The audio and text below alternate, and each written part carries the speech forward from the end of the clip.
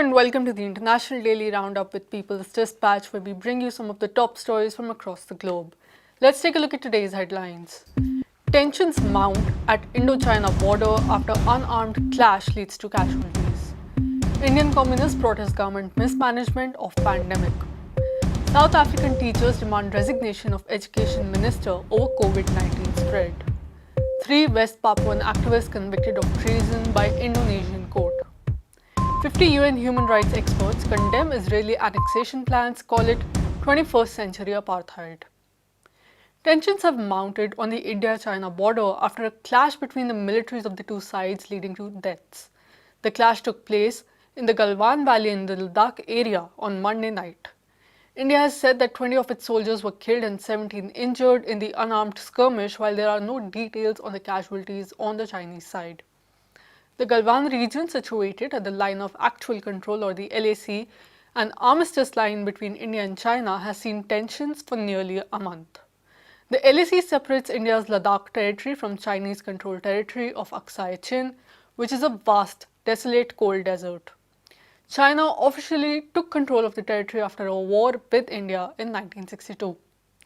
Recently, both countries have been accusing soldiers from the other side of breaching the armistice line. Following these allegations, talks were held at the military officer level. According to the Indian side, the skirmish occurred during the de-escalation process.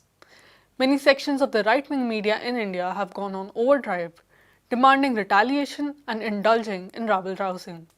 Left parties in India have called for de-escalation and diffusing of the tension. June 16th also saw major national protests in India against the government's mismanagement of the COVID-19 pandemic. The protests were organized by the Communist Party of India Marxist and a number of leftist mass organizations in response to what they called the anti-people policies of Prime Minister Narendra Modi and the ruling Hindu supremacist Bharatiya Janata Party. The CPIM has made a number of demands, including a cash transfer of approximately $100 a month for 6 months, the transfer of food grains to all, guaranteed employment for 200 days under the National Rural Employment Scheme, and an end to privatization of state enterprises. Protesters carried out marches and demonstrations in different parts of the country, while many thousands participated over social media. The party has also pointed out the severe economic crisis that has set upon India, with over 150 million people pushed into unemployment during the counter-pandemic measures. CPIM has also condemned the recent push by several state governments to increase working hours and to suspend labor protections under the guise of the pandemic. Now to our third story, the Educators Union of South Africa took out a demonstration on June 16th, calling for the resignation of Education Minister Angelina Motshekga. This is following the spike in COVID-19 infections among teachers and students after the schools were reopened earlier this month. Unions in the education sector had opposed this move.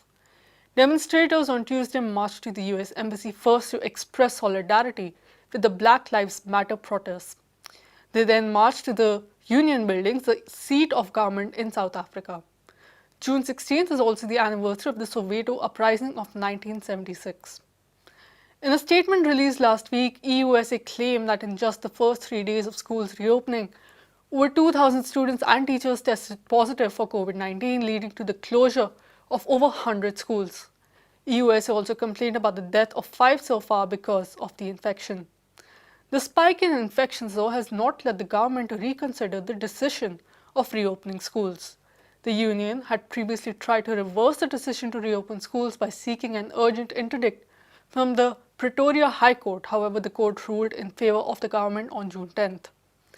Unions had pointed out that most public schools still lack the necessary safety gear and the proper infrastructure to follow the prescribed safety measures.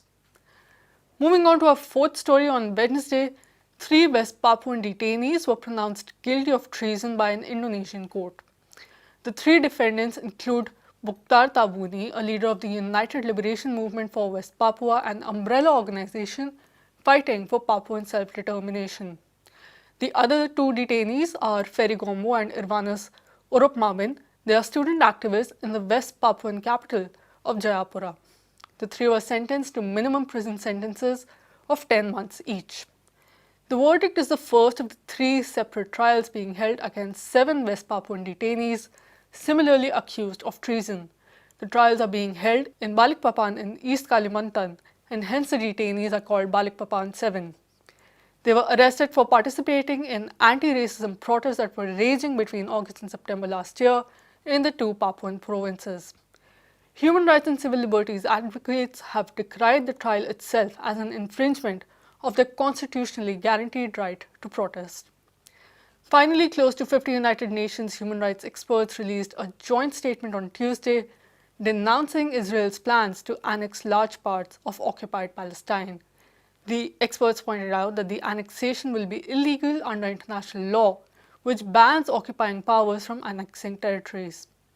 In the joint statement, it was stated that the move will be in violation of the UN Charter and the Geneva Conventions and other legal precedents put in place by the UN Security Council and General Assembly. The experts urged the international community to actively oppose the plan and prevent Israel from going through with it. They also said that since the plan intends to take over 30% of the occupied West Bank, what would be left for Palestinians would be nothing more than the Bantustan and a realization of a 21st century apartheid.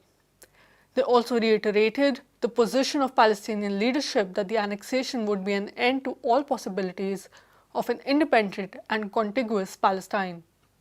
After the formation of a coalition government last month, Israeli Prime Minister Benjamin Netanyahu announced his plans to annex Palestinian territories. The proposed annexation will include illegal Israeli settlements and the entire Jordan Valley region in the West Bank. And this is all we have for this episode of the International Daily Roundup. For more such stories and videos, visit our website peoplesdispatch.org, subscribe to our YouTube channel, and follow us on Facebook, Twitter, and Instagram. Thank you for watching. Cantar que vamos a triunfar, avanza ya.